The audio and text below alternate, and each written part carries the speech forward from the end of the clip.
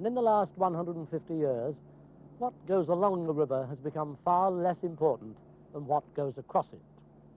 You could search in vain for ocean-going ships in the Pool of London these days. Traffic doesn't come here anymore.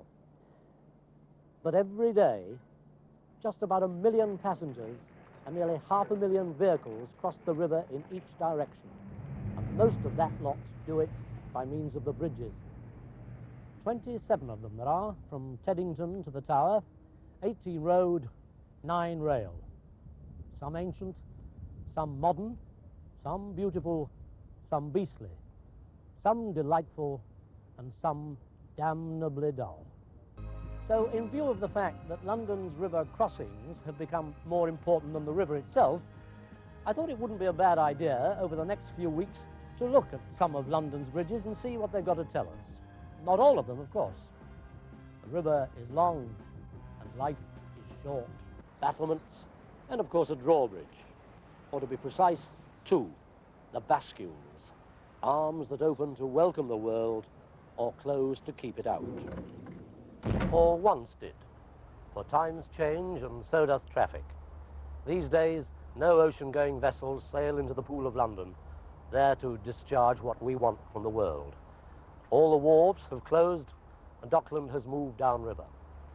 The Tower Bridge still stands here, a tribute to Victorian engineers and a proof that despite all their powers, they'd no more idea than we have of what's going to happen in the future. Or perhaps it was a sign that they were so certain of themselves and their century that they could see no possibility of change. There was no doubt in the minds of the Corporation of London that their bridge was the best. They had a lot of designs to choose from, you see, because after they announced in 1876 that they were considering a new crossing to the east of London Bridge, they were inundated with designs. There was only one snag, though. Most of them were dotty. The Corporation of London didn't want the board messing about in their territory, so some splendid cloak and dagger lobbying ensured that in 1884 the government assigned the building of the bridge to the Corporation of London, who not unnaturally chose one of the designs drawn up by their own city architect, Horace Jones. This one, the one that we've got today. Well, not quite, because it isn't really Jones's design at all.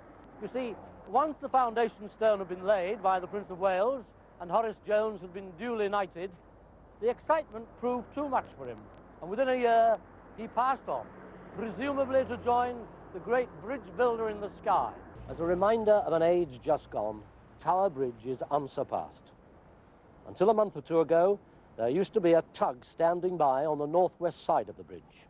It wasn't there to pick up would-be suicides who chucked themselves from the top. That's what popular legend said. As usual, popular legend was wrong. The tug was there to help any sailing vessel that was becalmed and couldn't make the passage through the bridge.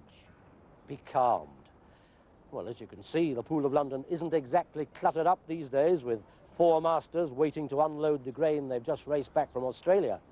Yet the tug stayed there just the same, waiting for ghosts that never appeared. But you never know.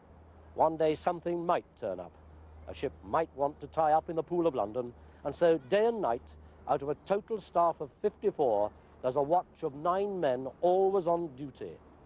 And let just one ship, more than 30 feet high, decide to go through the bridge, and the whole dead structure springs to life. All the ship has to do, as she passes Cherry Gardens Pier at Rotherhithe, is to signal the bridge. Then things start happening, and within 10 minutes, the bascules are raised. And these are what will raise them. Great steam engines, masterpieces of Victorian engineering, and still one of the sights of London. So what with the conversion to hydraulic power, and the disappearance of the tug, and the disappearance of the horses, Tower Bridge is clearly trying to keep up with the times. Yet in one respect, it might be better if they put the clock back a bit.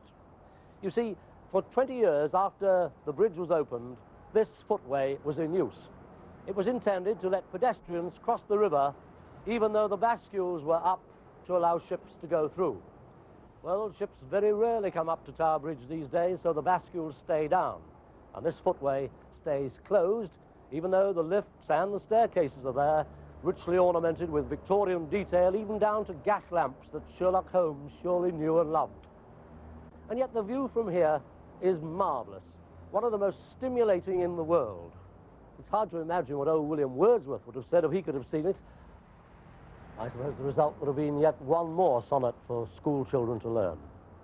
Because there, laid out below you, is the changing face of London, and winding through it, the river, whose own changing roll has left Tower Bridge high and dry, neither use nor ornament, as they say.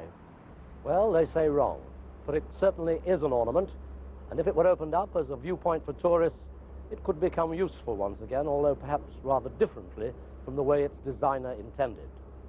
But useful or not, it mustn't be swept away in the name of so-called progress. It strides the narrow Thames like a colossus. Indeed, it is a colossus. And like those other old giants, Gog and Magog, London wouldn't be the same without it.